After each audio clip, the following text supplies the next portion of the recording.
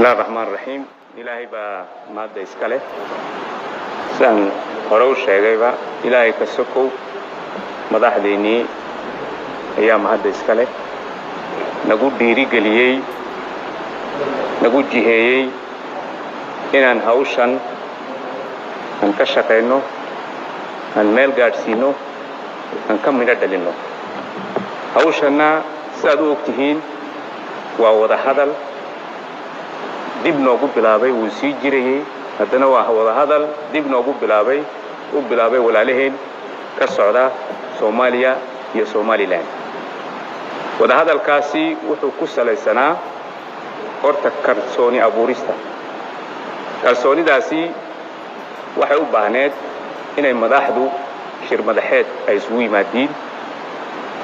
maalinta 14aad ee bishan aan ku jirno madaxdaasi waxay ahaayeen mudane Ismaaciil Umar Geelle madaxweynaha Jamhuuriyadda Djibouti mudane Maxamed Cabdullaahi Maxamed Farmaajo madaxweynaha Soomaaliya mudane Muuse Bihi Cabdi madaxweynaha Somaliland iyo Prime Minister Abiy Ahmed Ali ee ra'iisul wasaaraha Ethiopia dalal ayaa ka qayb galo kale iyo hay'ado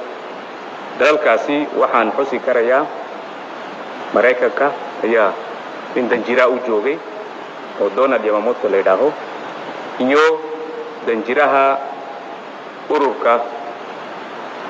Europe Ambassador Aidan O'Hara waxa soo raaca Executive Secretary oo IGAD ururka IGAD ka socda Dr. warkene gebayo wixii ay khudbada soo jeediyeen waad maqasheen khudbadahaasi sidii runta waxay ahaayeen jihayn cad labada wafdiye wasiirada ka kooban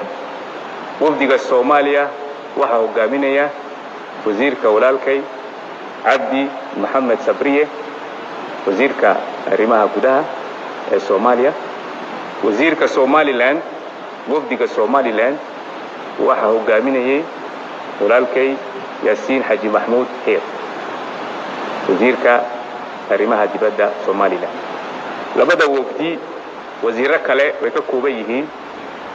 wasiirka maaliyadda wasiirka ganacsiga agan sidoo kale wasiirada maxaan ku dhahay arrimaha gudaha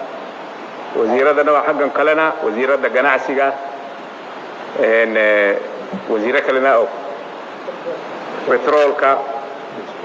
dastuurka waxaad ogaatiin wafdi labada wafdi waa heer sare iyo level sare weeyaan waxa looga jeedayna wada hadalkan dib u soo noqday inuu noqdo ku dhab ah ku midad laga dhalinayo ku isku soo dhaweynaya Somaliland iyo Soomaaliya kolka waxaan noo qorshaysanaa shan qodob ayaa ku jira maanta minuteskan aan kala seexanay qodobka ugu horeeya waxa weeyaan sidaan shirarkeeni mustaqbalka sida quruxsan oo habaysan oo de hadafku uu ka yahay wada hadal maahine wada hadal mira keenaya taas waxa ingiriiska lagu dhaho code of conduct qodobka labaad waxa weeyaan sidee baan kalsoonidii dib u dhisnaabay ahayd confidence building qodobka saddexaad dhowr arrimood oo Soomaaliya iyo Somaliland ay ku heshiiyeen shirar hore oo hirgelintoodii ay wax ka dhiman yihiin ama lagu dhaqaaqin ayay ahaayeen waxa kamida halka maalgelinta dhaqaale gargaarada maaragtay insaaniga sidee baan guddiyaal u soo saarnaayo wixii ay Soomaaliya ay lahayd Somaliland iyo Soomaaliya sidee baan u wada wadaagnaayo aan dadweynaheeni u gaarsiinaa maalgelinta dhaqaale iyo deeqda laga helayo dibadda guddi baan u saarnay guddigaasi wuxuu shiri doonaa 15 cisho kadib Djibouti ku shiri doonaa guddi labaadoo samada air traffic maamulkeegii u fiirsan doona ka shaqayn doonana waan soo saarnay 15 cisho kadib ayuu Jabuuti ku shiri doona guddi saddexaad oo ku lug leh ama ka shaqayn doona nabad sugidda ayaa isagana la qorsheeyay saddexdaa guddi 15 cisho kadib waxay ku kulmi doonaan Jabuuti waxaan ku magacsiinay technical committee subcommittees guddigan wasiirada aan ku jirno magaciisu waxa weeyaan joint ministerial committee 45 cisho kadib ayuu haddana Jabuuti ku kulmi doonaa siduu u qiimeeyo qadariyo u qiyaaso wixii ay guddiyaashii technicalka ay soo qabteen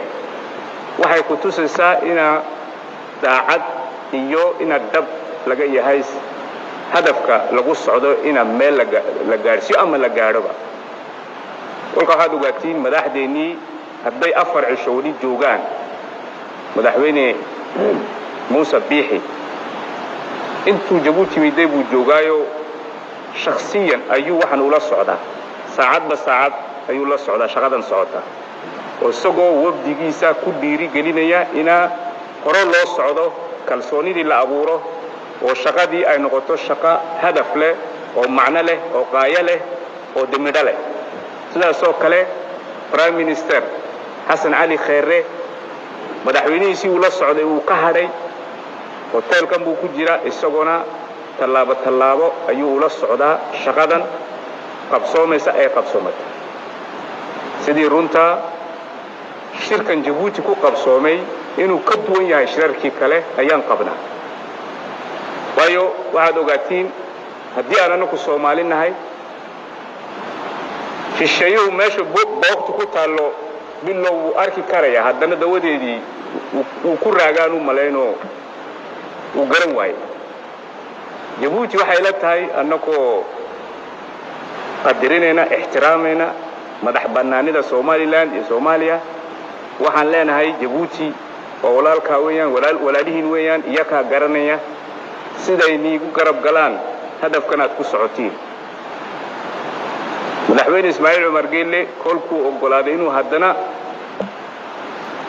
initiative-kan inuu hormood u noqdo hoggaam u noqdo shucuurkaabuu qabay dareenkaabuu qabay wuxuuna goostay inuuna ka hadhin arrintan inuu ku garab galo walaalihii madaxdii Somaliland iyo Soomaaliya siday hadafka ay ku socdaan ay u gaadhaan isagoo isgarab taagan anoo hadalka ku dheeraanayn waxaan jeclaan lahaa inaan walaalahayna hadalka siiyo iyakuna ay cabiriyaan shucuurtoodii iyo waxay dareensan yihiin dabadeedna su'aaladii 2-3 su'aal ayaan niga qaadaynaa waan ka jawaabaynaa insha Allah aad baad u mahadsantihiin